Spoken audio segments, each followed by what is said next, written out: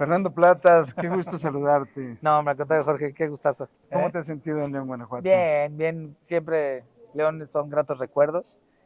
Aquí, de aquí andaba mi entrenador Jorge Rueda, grandes amigos, Mauricio Villanueva, Fabián, Francisco Pérez, Adolfo Gutiérrez, la familia Adolfo, muchos amigos, la verdad es que siempre es un placer venir a León. ¿Venías a competir desde muy chiquito? Veníamos a prepararnos, tuvimos algunas competencias en el IMSS, en la alberca del Uh-huh. IMSS, con Jorge Rueda tuvimos un campamento en el 93, veníamos con algunas categorías también a competir, y después, todavía hace poco mis hijos vinieron a un torneo de básquetbol, Okay. y padrísimo, no. Oye, Fer, platicabas en tu conferencia que me llamó mucho la atención de esas micro diferencias para lograr un oro o una plata. Y algo que me llamó también mucho la atención es que tu competencia fue de las más peleadas. Y si nos puedes dar el contexto de por cuánto no llegó el olímpico, el oro, ¿no? Oye, están ponerle Sí, para echarle limón a la herida. limón a la herida, No, para nada. La verdad es que siempre es grato recordar el momento. Más o menos, para que tenga la gente una idea, con medio punto de un juez, depende del grado de dificultad, pero estás entre los 10, 15 puntos de diferencia, o hasta 7, depende de qué tanto sea el grado de dificultad. Y en la última ronda yo termino con 708.42. El chino tiene un clavado más o menos de grado de dificultad y él termina con 708.72, nada más .30 de diferencia, y es de las finales más cerradas en Juegos Olímpicos de la historia de trampolín de 3 metros. Entonces, pues es lo que le toca a uno vivir. Decías de Capillas, por ejemplo, ellos, Sí. ¿cómo quedaron en su Joaquín momento? Capilla, si no mal recuerdo, él gana el oro en 1956 en Melbourne, Histórico, ¿verdad? histórico, es el máximo ganador de medallas olímpicas, una de oro, una de plata y dos de bronce, y él la gana por .25. Laura Sánchez, de aquí de León también, Laurita se sube al tercer lugar por una mínima diferencia de entre .25 y .28, algo así, ella al tercero. Es una competencia increíble, yo creo que es una de las competencias más emotivas que a mí me toca narrar, y la verdad increíble el resultado. Eso es lo que le pone un poquito de sazón a este deporte de los clavados, ¿no? Qué padre. Oye, ahorita que también platicabas en la conferencia, me llama la atención como ese después, es decir, tú fuiste deportista de alto rendimiento y pues eres muy joven cuando te tienes que retirar, te retiras a una edad muy joven, joven en tu ciclo de vida natural. ¿Cómo transitas en que no es eternamente? Tú lo decías, pensabas que ibas a ser como la reina de belleza toda la vida, no es así. ¿Cómo confrontar esos momentos? Primero, el deporte es muy objetivo, es hasta, si quieres, hasta un poco drástico, ¿no? Sí. Pero el deporte lo enseña muy fácil, y de repente ya el mismo ritmo de entrenamiento no lo aguantas, las lesiones empiezan a salir, es alto rendimiento, ¿no? Como lo del hielo, Sí, ¿no? lo del hielo aquí, si sigue, pasan media hora y tú sigues en hielo y los jóvenes van y regresan. Así es, el deporte es muy objetivo, pero tienes que tener a alguien alrededor, ¿no? Ajá. Y ese es el entrenador que tiene que tener un plan, esa es tu familia, ¿no? Que también te tiene que ayudar.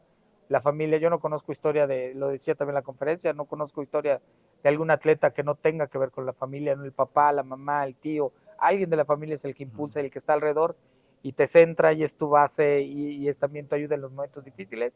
Y al final, pues yo creo que es el proceso más difícil para un atleta.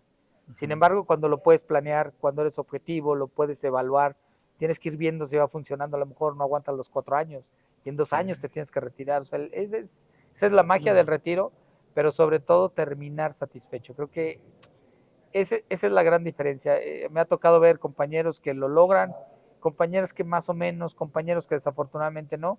Y eso es lo que cuesta, ¿no? Terminar, colgar el traje de baño y decir, estoy tranquilo con lo que hice tantos años, lo sigo disfrutando, quiero volver a vivirlo a través de los demás y poder ayudar, ¿no? ¿Cuál es la diferencia y cómo es el sabor del éxito para ti? Me imagino que tú recuerdas ese momento como si fuera ayer.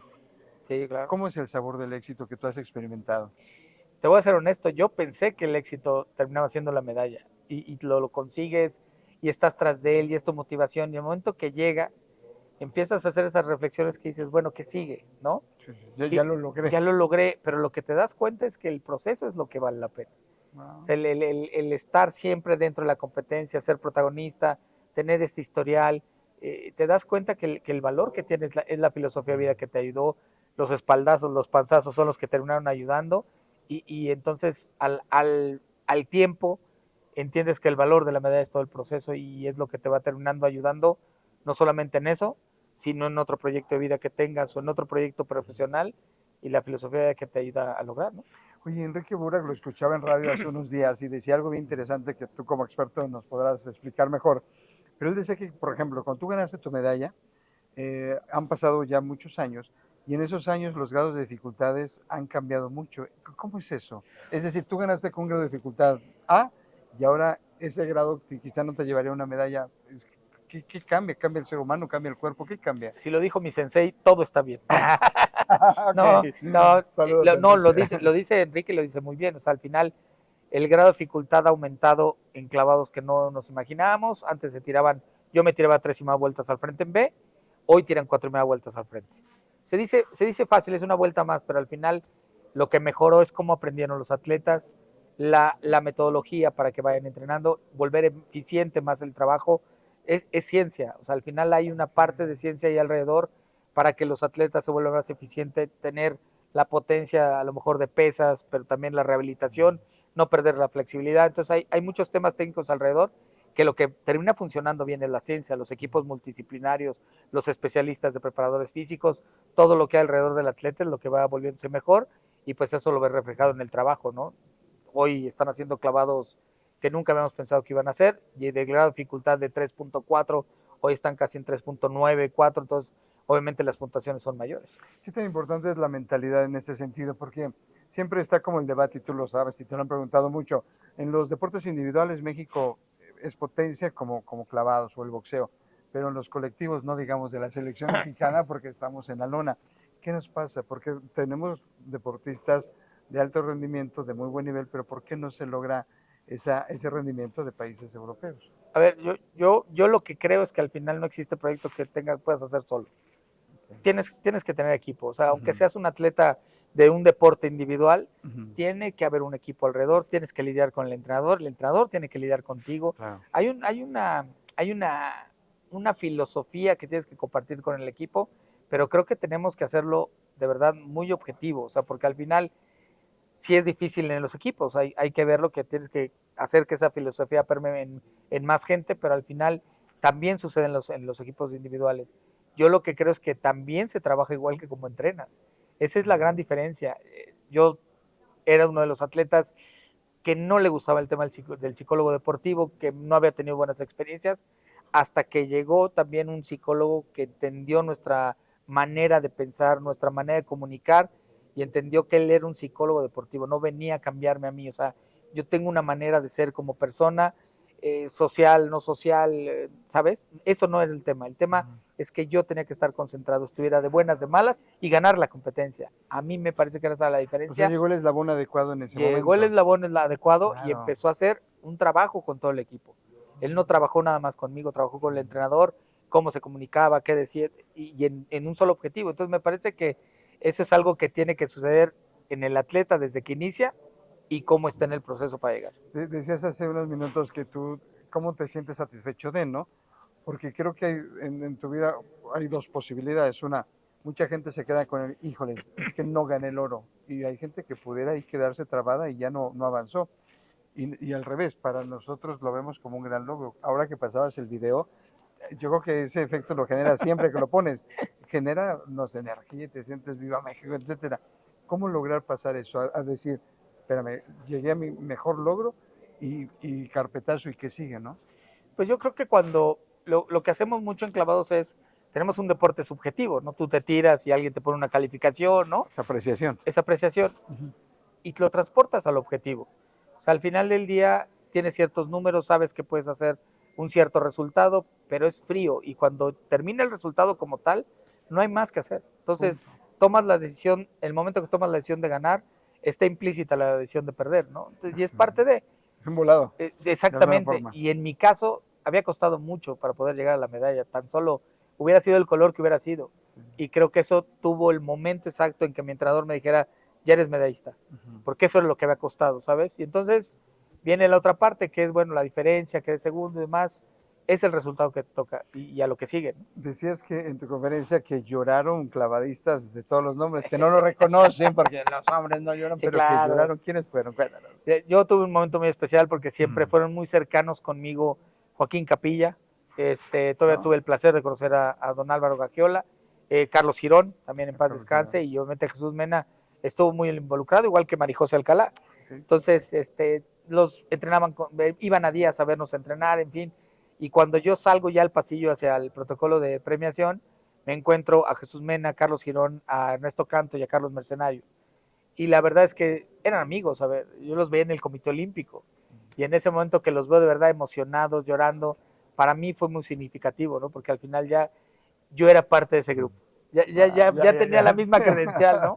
Para entrar y bueno, pues es un momento que me quedaré personal. Siempre digo que no lo van a aceptar, pero la verdad es que hasta el mismo Carlos creo que lo contaba mejor que yo. Oye, el deporte como un camino para la paz. Decías también algo interesante, el deporte ha transformado el tema de las guerras. ¿En qué sentido? En pacificar. ¿Cómo sucede ¿Qué potencia o qué efecto tiene el deporte o unos Juegos Olímpicos de esa magnitud? Fíjate que más bien yo explicaría más bien qué significa el movimiento olímpico. Okay. Y el movimiento olímpico al final es más hacia celebrar la humanidad, hacia estar juntos, hacia un tema de valores. El movimiento olímpico no significa que vayas siempre por el oro o hacer el récord mundial. Al contrario, vas a reconocer que hay alguien mejor que tú, que vas a competir bajo las reglas, que eres un buen competidor porque está el fair play, ¿no? Y tienes que demostrarlo.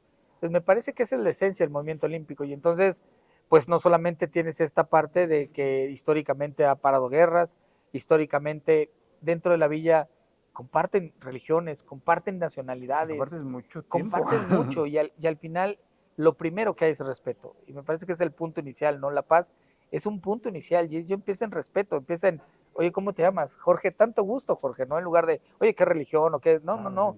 Es por el contrario, preguntar cómo es la religión musulmana, cómo es la religión judía, me parece que es un tema de crecimiento personal. Ese es el movimiento olímpico y me parece que los atletas tienen esta manera de actuar, que además es eso, ¿no? Mis compañeros, mis competidores, terminaron siendo mis amigos durante mucho tiempo. Tanto Dimitri Sautín, tanto Johnny, nos conocíamos desde que teníamos 15 años. ¿Que te ganó? ¿No? Sí, justo. Fue tu amigo. Y todo el mundo te pregunta, oye, ¿qué se dijeron? ¿Le dijiste algo feo? No, tu compañero, se vieron mucho tiempo, fue el abrazo, felicidades. Felicidades porque pues, es difícil estar entre los 3 mejores del mundo, porque ¿no? Aparte de ese punto 30 porcentaje que sea, eso no se lo reconoces, porque sabes que es un mundo, ¿no? Es reconocer y es simplemente esta parte de los valores y de verdad la esencia de lo que significa el movimiento olímpico. ¿Qué pasa por tu mente? Ahorita venían unos jóvenes a entrevistarte, platicaban contigo, yo escuchaba y ellos muy enterados de quiénes son ahorita los olímpicos o los proolímpicos, expositores guanajuatenses, jóvenes, nuevas generaciones. ¿Qué pasa por tu mente cuando ves a alguien tan apasionadamente, un joven preguntándote con conocimiento sobre tus temas? Me emociona. Me emociona ver generaciones de nuevos comunicólogos interesados, pero además que lo quieren exponer, ¿sabes? Porque al final, pues eso necesita el deporte olímpico, que la gente conozca, que la gente sepa quiénes están compitiendo, quiénes están en este proceso, no solamente a París 24, quiénes van a ser las nuevas generaciones para el 28. Me emociona mucho que estén interesados en el movimiento olímpico y lo veo como algo que no podemos dejar ir, ¿sabes? Que al contrario, que quisieras decirle, ¿qué más información te doy para que puedas ponerlo? Porque creo que es a donde le tenemos que apostar. Obviamente hoy lo veo de otra manera, ¿no? Claro. Para mí, que alguien llegue y te diga, oye, tú eres Fernando Platas, me hace el día. Es un reconocimiento ya de que quisieras pedir, ¿no? Cualquier comentario para mí me emociona y es como lo veo también lo que hacen ellos, ¿no? Dicen que la cuchara solo la cuchara conoce los hervores de la olla. Pasa lo mismo contigo, cuando te reconocen, quizá en tu mente dices, bueno, están reconociendo tantos años. ¿Cuál fue el momento más duro para ti que dijiste, ya no quiero esto, ya no voy a ir a entrenar? Hubo un parteaguas donde tú dices, ay, esto ya nada de... Sí, después de Atlanta 96. ¿Qué pasó en Atlanta? En Atlanta 96 quedó séptimo y octavo. Y yo lo que no encontraba era por qué había fallado. Quién había sido el culpable, ¿sabes? Y lo buscaba y al final, pues el que había sido el culpable el que tenía en el espejo. Es difícil. Sí, claro, y hasta el final lo entiendes cuando dices, a ver, no le diste lugar a tu entrenador, cometiste estos errores, ahí está el error, ¿no? Y tienes que tragar tu orgullo y decir, ahora, ¿qué hago para mejorarlo? Ese es algo emocionalmente que el atleta lo tiene que ser muy maduro, pero yo creo que en ese momento, si me dices, ¿dudaste? Sí. Sí, en ese momento o sea, yo me preguntaba... ¿Para qué sirve esto, no? Deja de eso, o sea, preguntarte, ¿tendré o no tendré la capacidad de ser medallista? Y eso yo creo Te que pones duele en el ego, sí, en el ego, claro. en el ego del atleta, ¿no? Sí, sí, sí. Y creo que te tienes que contestar muy sinceramente y empezar otro proceso. Que eso te lo permite el deporte. O sea, te permite reinventarte, empezar de cero. Todos los días es un entrenamiento diferente. Y eso cambia todo. ¿Cuál es tu definición de paz y de éxito? Para mí, la paz me parece que es un punto de partida, ¿sabes? Es donde empieza. Yo no puedo llegar con alguien y en lugar de decirle hola, ¿cómo estás? Dices, Y tu taca, taca, nombre, taca. ¿no? ¿No? De hacer otro juicio. Sí, claro. Me parece que es un punto de partida, es Pero vivimos tan en sencillo. época de Sí, superficialidades, de nada claro. más por una apariencia ya juzgas a una persona, Sí, y sí, eso sí, no sí, está sí. bien. No, no, no, me parece que hay que llegar, diría mi papá, con educación, presentarse, ¿no? Nada más. Y creo que a veces obviamos eso. De repente llegamos a lugares y ni hola decimos. Ah, sí, sí, A mí me sí. parece que es un punto de paz. O sea, Sí, el sí, sí. vecino, buenos días, ¿no? Sí, Me claro. parece que eso es algo, creo que ahora lo valoramos después de la pandemia, Sí, pero sí, tendría sí, mis sí. dudas, ¿no? Y el Ujú. éxito, a mí me parece que el éxito es la manera que es, como haces las cosas. Claro. No es el objetivo, es de verdad la diferencia que vas haciendo en el día a día. Y vas a ser barrendero, lo haces bien, vas a levantar tu cuarto, lo haces bien, y a partir de ahí es la gran diferencia, te acostumbras a hacer las cosas pues de una manera bien hecha, ¿no? Para cerrar, me gustaría que les platiques a quienes nos están escuchando y viendo de cómo se puede conceptualizar una medalla olímpica, como metal o como una medalla. ¿Cuál es la diferencia? Preguntarte. La definición fría es al final está el pedazo de metal con la tela, esa es la medalla, O punto. sea, aquí está, la pongo y listo ya. Exacto, la diferencia es lo que viviste alrededor de ella. El que le da el valor a la medalla olímpica es lo que pasa, o sea, el panzazo, el momento malo de Atlanta, el momento malo de Barcelona, los buenos momentos de Copa del Mundo, de Campeonato Mundial, un panzazo, un espaldazo, el llegar llorando y decir no sé qué hacer, Sí. que tu familia te arrope, después de la cirugía, yo tengo un momento muy claro, sentarme, estar mi papá ahí al lado y que me diga, venga, sí, sí se va a poder, ¿no? Eso es lo que le da el valor, o sea, me parece que ya, viejo, de lejos, lo ves y dices, pues el camino es lo que enriqueció Oye, eso. me encanta. Viejo, eres un hombre de No, mediana hombre, edad, o sea, mira eres un mis hombre canas. maduro, pero bueno, todavía queda mucho camino. Finalmente, pues hoy por hoy eres empresario, tienes otras actividades, eres comentarista deportivo especializado. Nos queda claro que eres una autoridad moral en este sentido. ¿Y qué mensaje les darías a la gente respecto a cómo reinventarnos, ¿no? Porque finalmente sigues viviendo tu pasión a distancia, comentando los clavados de alguien más, pero bueno, creo que hay mucha congruencia en lo que tú has decidido hacer después de. A mí me parece que hay que siempre buscar por qué hacemos las cosas, por qué te apasionan las cosas, por qué estás parado haciéndola ahí. En la conferencia yo siempre les pongo una analogía, ¿no? Pero verte al espejo, decir tu historia, de dónde vienes, en dónde estás y qué quieres, ¿no? Y de repente me encanta porque hay veces que le preguntas a los jóvenes si tienen plan de vida y luego de cara de, ¿eh? ¿No? ¿Qué es eso? ¿Qué es eso? Sí. Y yo me parece que cuando haces ese ejercicio reconoces de dónde vienes, no pierdes tu identidad, pero te das cuenta que qué tan apasionado estás haciendo lo que estás haciendo, ¿sabes? Wow. O sea, te emociona, no te emociona. Para mí es un honor que me permitan dar una conferencia porque me permiten contar la pasión con que viví las cosas. No es el regaño poquito que me dice Jorge, es el regaño que me dolía, ¿sabes? Había gente que veía cuando discutíamos yo y Jorge, decían se van a matar. Así Pero era es, la pasión, era porque estamos metidos en el proyecto. claro. Y si tú no tienes esa capacidad de contar tu propia historia, híjole, creo que habría que pensar qué estás haciendo. Defender tus convicciones. Defender todo, defender tus convicciones, tu objetivo, tu pasión, tus Ujú. prioridades. Verte al espejo, no te puedes mentir. Me gusta. Fer, qué gusto No, me saludarte. contar, Gracias Jorge. por estar aquí en Al Voces por la Paz. contrario. Gracias por aceptar estar y por creer en Voces No, por la hombre, Paz. gracias por la oportunidad, de verdad, como siempre. Qué gusto. Gracias. Fernando Plata.